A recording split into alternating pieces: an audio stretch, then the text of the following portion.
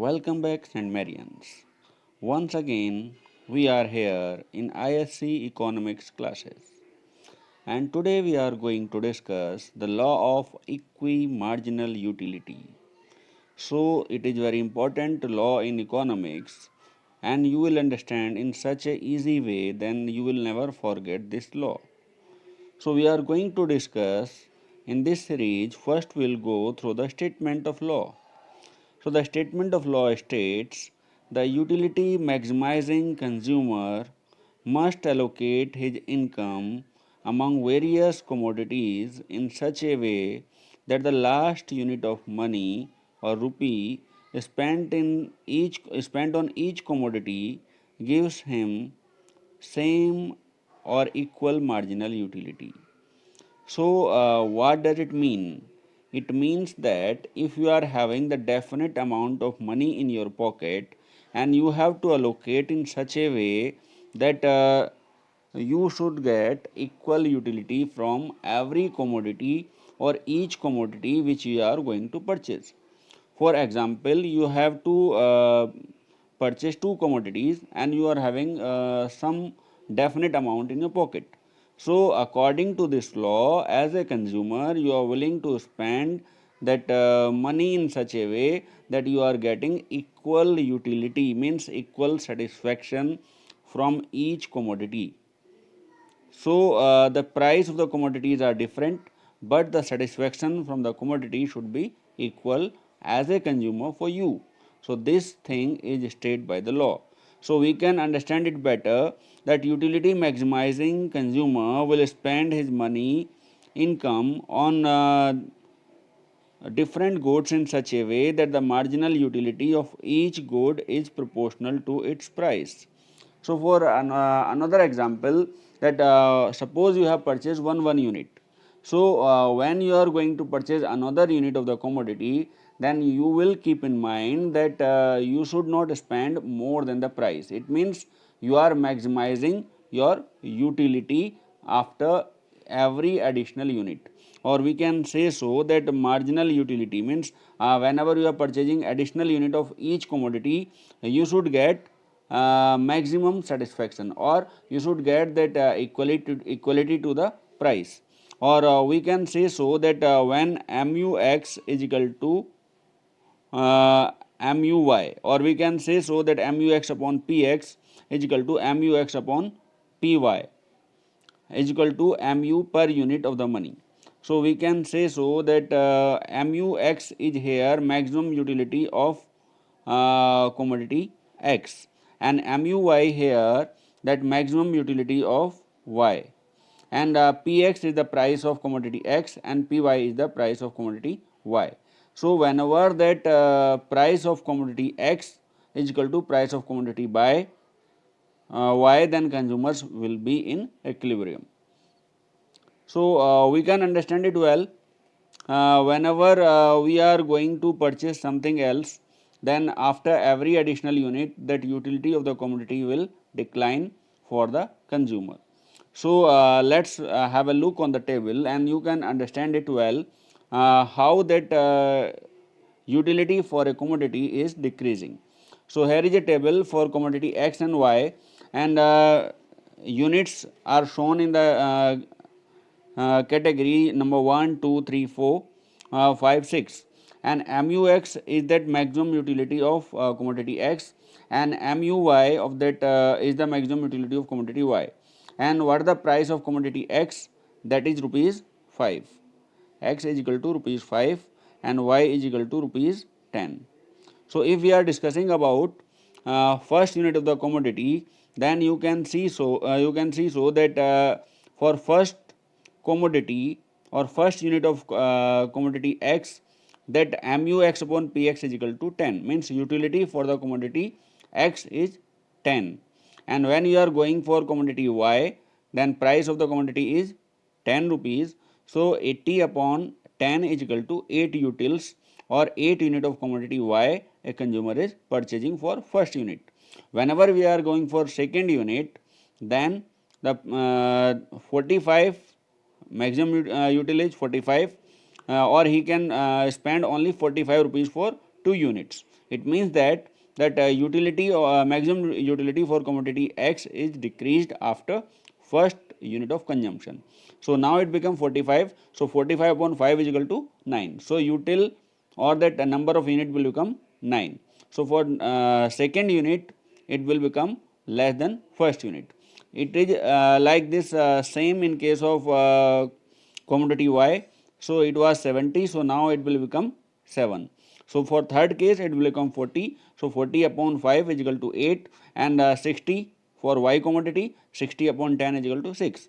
So we can say so that utility or util of commodity X and Y is decreasing after every additional unit.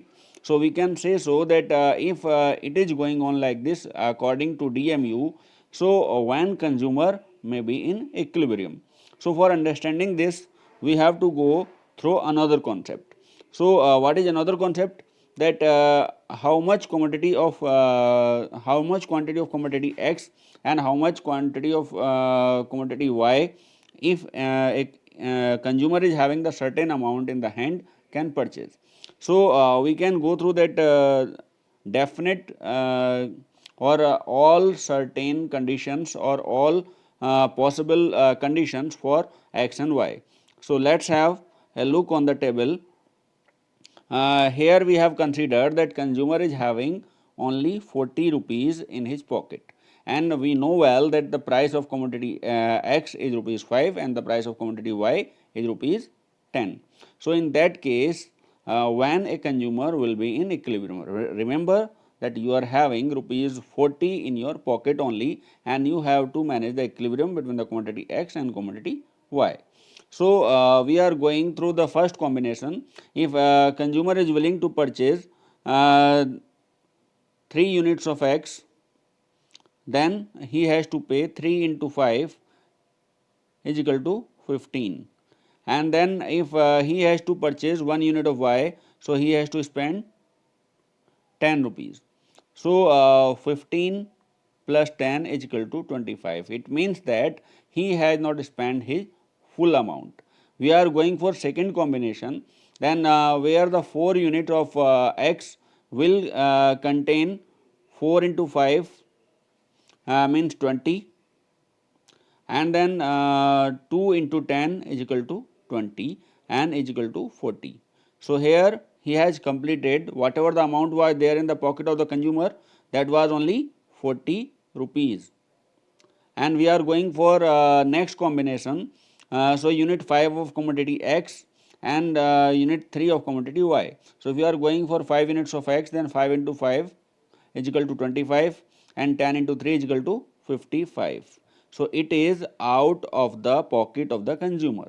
And in the same way, that fourth combination we are going 6th unit of X and 4 unit of Y, and that is also not coming in the budget of the consumer.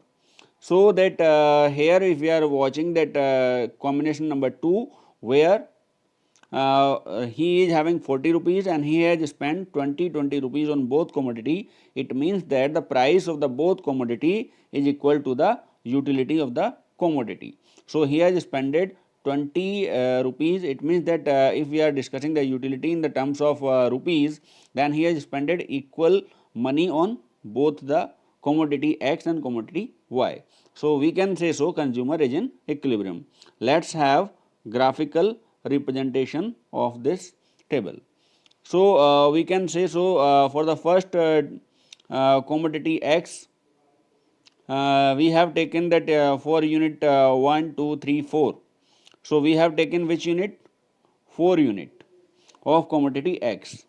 We can say so it is unit number 4.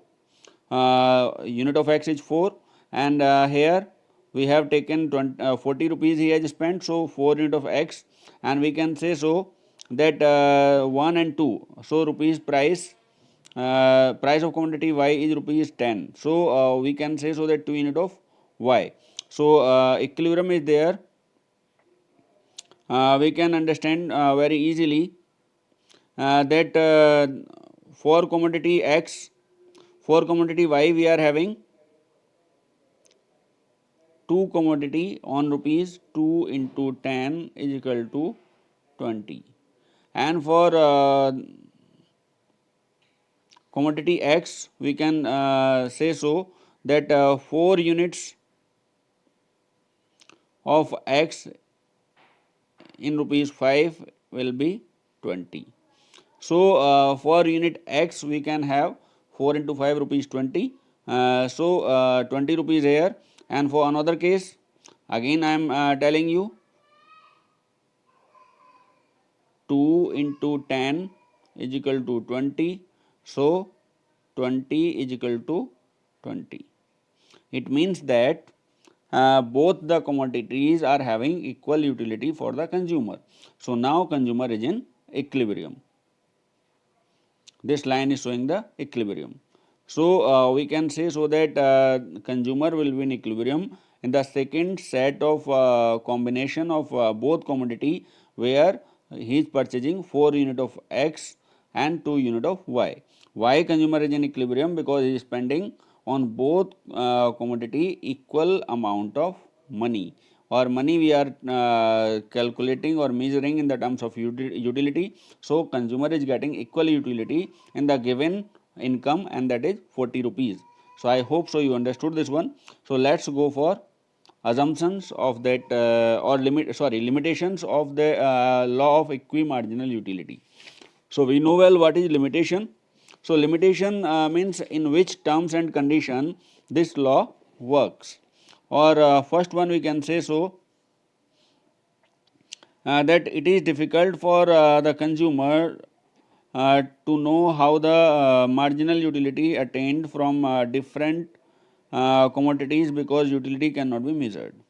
So we have considered in this law that utility is being measured in the terms of rupees, but practically the utility is not measurable. So that is the first limitation of the law, and that is the first drawback of the law, that utility cannot be measurable, but we have taken it we have measured it in the terms of money. So second one we are going to discuss that habits and customs of that society or habits of the consumer plays important role, so that consumers take the decision according to the habits. So we can say so that if you have to purchase close up, then you will go for close up, you will not consider that equal utility for another commodity. So it means you will not go for Dantkanti, you will not go for Pepsodent, you will go for close up only, because you are habitual to use close up. So in that case also this law of equimarginal utility is not working. Why not working? Because consumer is not getting that much satisfaction from another commodity if he is habitual of another commodity. So we are going to discuss next one that many consumers are ignorant regarding the equilibrium positions and utility derived from the conditions.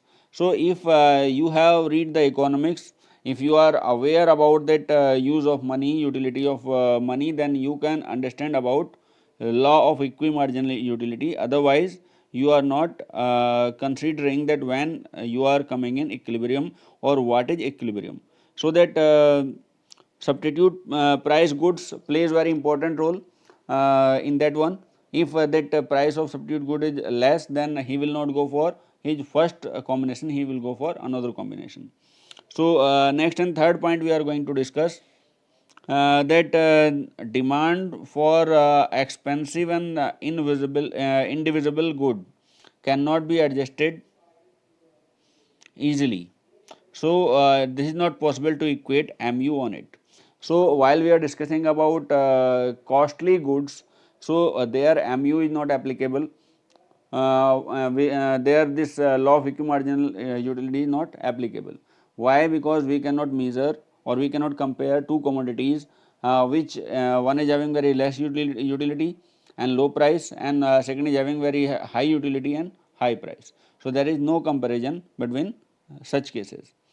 And next one we are going to discuss that assumptions of constant marginal utility of money is unrealistic. Means that marginal utility of the money is not remaining same after consuming every unit of the commodity.